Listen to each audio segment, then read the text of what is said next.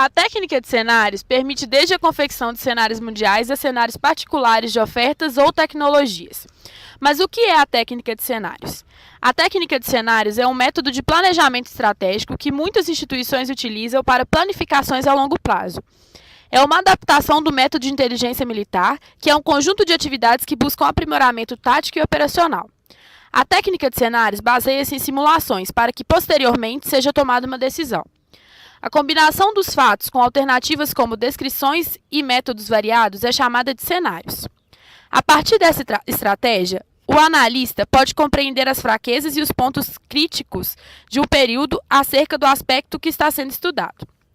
Conclui-se, então, que essa técnica não é uma ferramenta de previsão. A fim de facilitar a compreensão dessa técnica estratégica, iremos utilizar como referência um exemplo da técnica de cenários nas matrizes energéticas de 2030. Uma crítica feita pela Shell foi que, com a criação da OPEP em 1970, muitas companhias de energia foram surpreendidas, perdendo milhões de dólares em receita. A Shell, então, passou a utilizar a técnica de cenários, porém criticou a estratégia por acreditar que a mesma não era considerada efetivamente na tomada das decisões da organização. O contexto internacional foi analisado seguindo 3 elementos para contornar os estudos do Plano Nacional de Energia 2030 e da Matriz Energética Brasileira 2030. O padrão de globalização, que define o grau de conectividade entre as economias nacionais e ou regionais, a estrutura do poder político e econômico, que se relaciona com o grau de polaridade da governança mundial, e a solução de conflitos, pelo qual se avalia a forma como as divergências serão enfrentadas. Existem ainda 3 tipos de cenários. O cenário Mundo Uno, que é o cenário mais favorável, marcado pelos padrões de globalização elevados e intensos fluxos de comércio de capitais mundiais.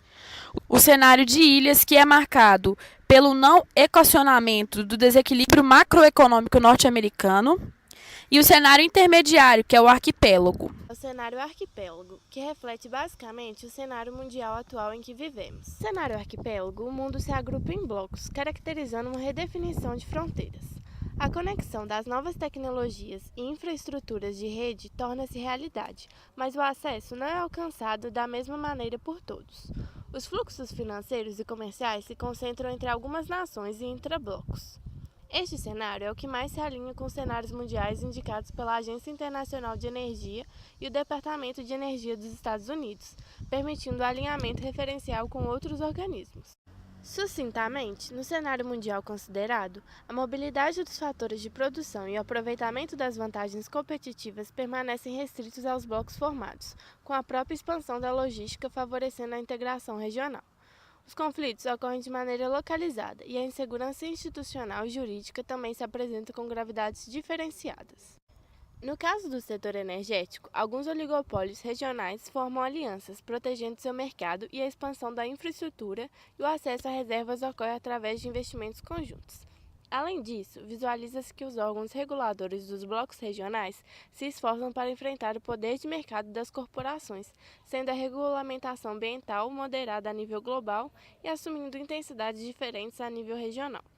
A evolução das matrizes energéticas regionais sofre interferências distintas conforme a relação corporação-estado em cada bloco, sendo os recursos energéticos regionais mais aproveitados pelo protecionismo comercial e mantendo-se uma presença forte dos hidrocarbonetos na matriz energética mundial, com crescente aproveitamento da energia nuclear. Com relação aos preços de petróleo, a tendência de queda no longo prazo em relação aos patamares atuais justifica-se pelo equacionamento dos fatores tanto conjunturais como estruturais, dentre os quais se destacam a situação extremamente conflituosa do Oriente Médio, o crescimento acentuado da demanda mundial de derivados, com ênfase em países como China e Estados Unidos, e os sucessivos desastres climáticos que vêm abalando o mundo. Cenário nacional. A formulação dos cenários nacionais levou em conta as forças, ou seja, as vantagens competitivas e as fraquezas que o país apresenta em face dos contextos mundiais já descritos ao longo do vídeo. Temos como um dos exemplos de cenário nacional o cenário B1, que também se denomina surfando a onda.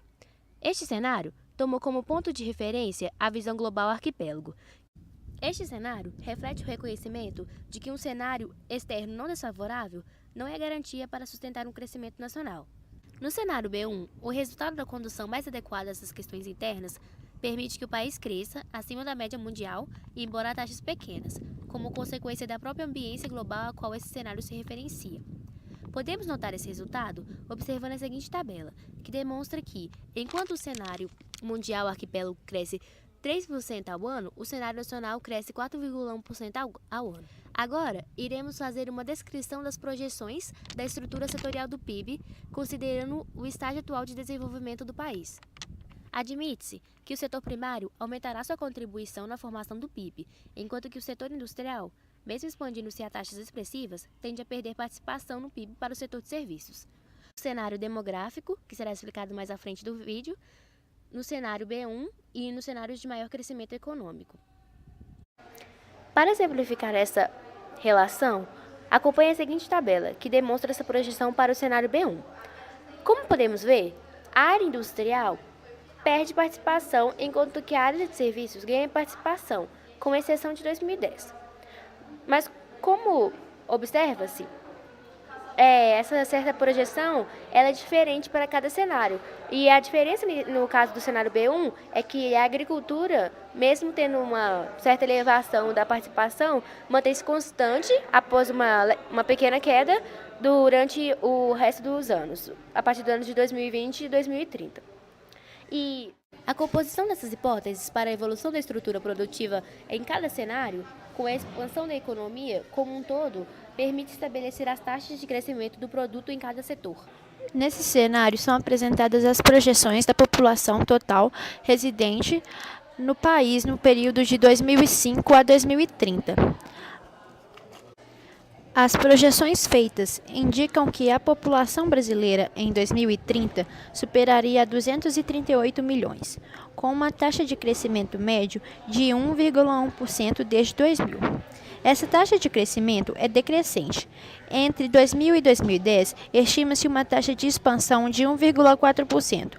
Essa taxa cai para 1,1% e a 0,8% ao ano, nos períodos de 2010 a 2020 e 2020 a 2030, respectivamente. Contudo, a população aumenta cerca de 53 milhões de pessoas no período de 2005 a 2030. Isso equivale a mais ou menos a população que vive no Nordeste atualmente ou a população que vive na França. A tendência decrescente da relação habitante por domicílios é determinada pela diferença entre as taxas de crescimento populacional e o número de domicílios. Sabe-se que a taxa de crescimento demográfico iniciou sua queda em meados dos anos 70, com as taxas de natalidade, mortalidade e fecundidade entraram em declínio.